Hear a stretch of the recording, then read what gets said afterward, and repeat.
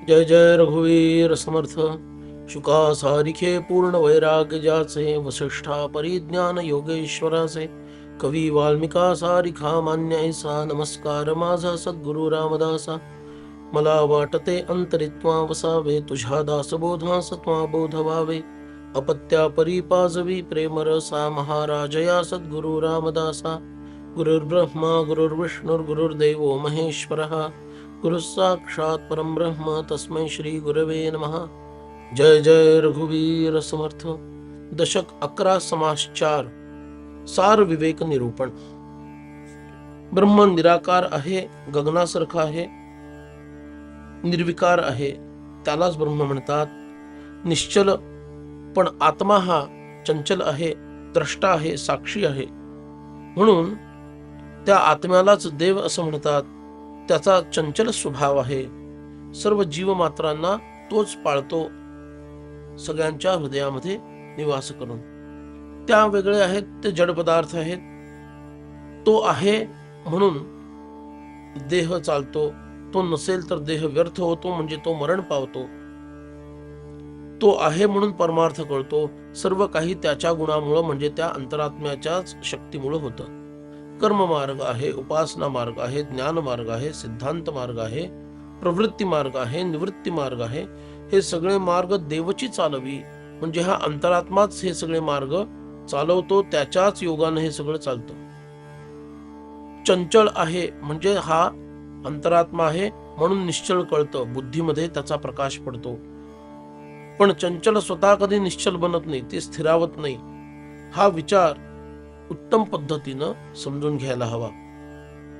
म्हणून चंचल आणि निश्चल यांचा जो संधिस्थान आहे, तिथे बुद्धी काम करायची बंद करते. गोंधळ उडतो की नेमकं काय, चंचल निश्चलत्वाला जातं की काय, निश्चल चंचल होतं की काय, असं वाटायला लागतं आणि मन भांबावतं. कर्म मार्गाचा विचार मात्र त्याच्या खूप अलीकडचा आहे. म्हणून या सगळ्यांचं मूळ हा देव म्हणजेच अंतरात्मा आहे. तसं पाहता या सगळ्या देवाला, म्हणजे या अंतरात्म्याला मूळ काहीच नाहीये.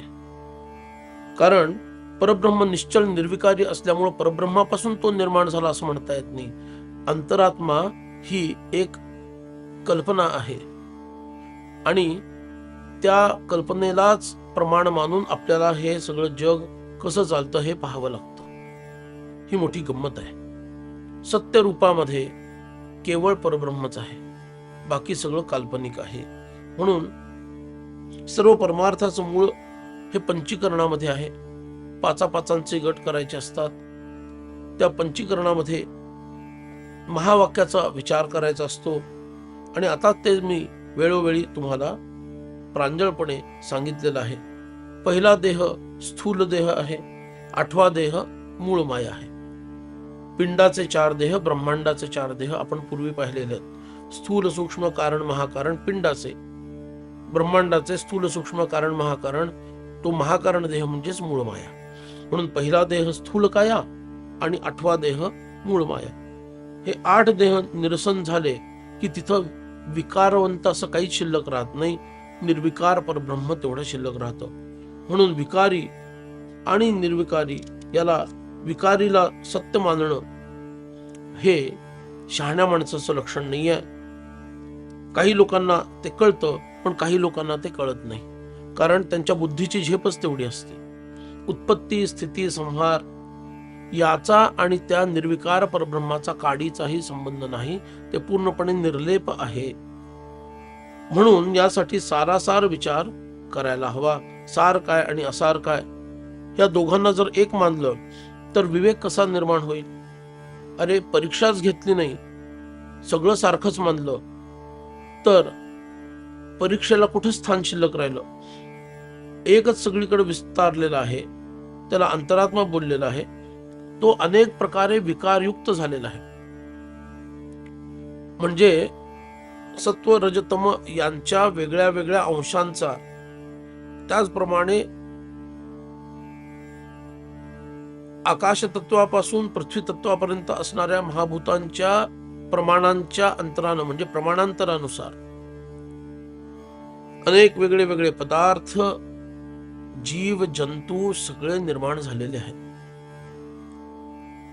म्हणून त्याच्यातील भेद हा लक्षात घ्यायला हवा, त्यालाच विवेकी असं म्हणतात. हे सगळं प्रकट आहे, नीट प्रत्यय पाहून घेता आला पाहिजे. आता काय राहतं आणि काय शिल्लक राहत नाही, म्हणजे काय नित्य आहे आणि काय अनित्य आहे, हे काही केल्या कळायचंच बंद होऊन जातं. कारण का, बुद्धी तेवढी प्रगल्भ झालेली नसते. निर्माण होतंय, पुन्हा निघून जातंय, त्याचा संहार होतोय, हे लोकांना नीट समजून घ्यायला पाहिजे. लोकांमध्ये सुद्धा कोणी रडतोय, कोणी तडफडतो आहे, कोणी कुणावर आक्रमण करतो आहे, कोणी भांडतोय, जणू काही एकमेकांचा विनाश करण्यासाठी प्रवृत्त होतोय. अशा स्थितीमध्ये लोक सगळे आलेले असतात. तिथं नीती नाही, न्याय नाही, मनाला येईल तसं लोक वागतात आणि सगळ्याला सार म्हणतात. हा खरं तर विवेकहीनतेचंच लक्षण आहे. इतके विकार आहेत, इतके भेद आहेत, आणि तरी सुद्धा सरसकट डोळे मिटून सगळ्याला सारखंच म्हणायचं, हा निव्वळ वेडेपणा आहे. अरे, हे सगळ्याला सार म्हणणारे लोकच सगळं सारखं आहे, सगळ्यांमध्ये समत्व आहे वगैरे जे बोलणारे लोक आहेत, हे स्वतः मात्र दगडाचा त्याग करतात आणि सोनं जवळ करतात, मातीचा त्याग करतात आणि अन्न ग्रहण करतात, आणि म्हणताना मात्र तोंडाने म्हणतात की सगळं हे सारच आहे. सर्वम खल्विदम ब्रह्म याला पूर्व पक्षात घेण्याच्या ऐवजी त्याला सिद्धांत मानून जे सर्व ब्रह्मवादी आहेत त्यांच्यावर समर्थांचा या समासामध्ये कटाक्ष आहे. म्हणून हा विचार नीट करावा, सत्य मार्ग जो आहे तोच धरावा, आणि विवेकानंच जीवनाचा खरा लाभ जो परमेश्वर त्याची प्राप्ती करून घ्यावी. तेव्हा जे सार आहे आणि असार आहे यांना एक मानलं तर परीक्षा करण्याचीच गरज राहत नाही. तिथं चतुर माणसाचं काय काम शिल्लक राहिलं? जिथं परीक्षाच नाहीये तिथं काय, मनाला येईल तसं वागा, सगळ्यालाच चांगलं म्हणा, सर्व सकट एकपणा माना, हा महामूर्खपणाचाच प्रकार झाला. अरे, जे घ्यायला हवं तेच तर घेतात, जे घ्यायचं नाही ते टाकून देतात. कमी काय, जास्त काय, योग्य काय, अयोग्य काय, श्रेष्ठ काय, कनिष्ठ काय याचा विचार करतात. त्यालाच तर ज्ञानी म्हणतात ना. संसारामध्ये आला आणि उत्तम सारयुक्त पदार्थाचा स्वीकार करून तो अमर झाला, आणि काही जण अज्ञानामुळे असार पदार्थ जवळ ठेवतात आणि त्यांचं मुद्दल सुद्धा जप्त झाल्यासारखं होतं. आता ह्याला काय म्हणावं? म्हणून जाणत्या पुरुषानं असं उलटसुलट वागू नये. जे सारयुक्त आहे ते शोधून घ्यावं, असाराचा हे असार आहे हे जाणून त्याग करावा. जसं उलटी देहातून बाहेर पडते, आता ते उलटीचं अन्न म्हणून कोणी सेवन करतं का? ते कुत्र्याचं लक्षण आहे, ते माणसाचं लक्षण नाही. तिथं कर्मनिष्ठ सुचिष्मंत असा कर्मनिष्ठ मनुष्य ब्राह्मण काय करेल? म्हणून जेही जैसे संचित केले तयास तैसेच घडले. म्हणून जो जितकं संचित घेऊन आलेला आहे प्रारब्धानुसार तो तसा वागतो. किती त्याने अभ्यास केला तरी शेवटी तो त्याच्यात अडकून पडतो, कारण त्याची बुद्धी त्याला मदत करत नाही, त्याला तो प्रकाश होत नाही, त्याला ते ज्ञान होत नाही. म्हणून काही लोक दिव्यान्नांचं भक्षण करतात आणि काही लोक विष्ठेमध्ये काही मिळते का म्हणून पाहतात, आणि कीर्ती मात्र आमच्या वडिलांची इतकी संपत्ती होती आणि आमचे पणजोबा असे होते आणि आमचे खापर पणजोबा असे होते, हे मात्र अभिमानानं सांगत राहतात आणि स्वतः मात्र इतकं दयनीय कार्य करतात.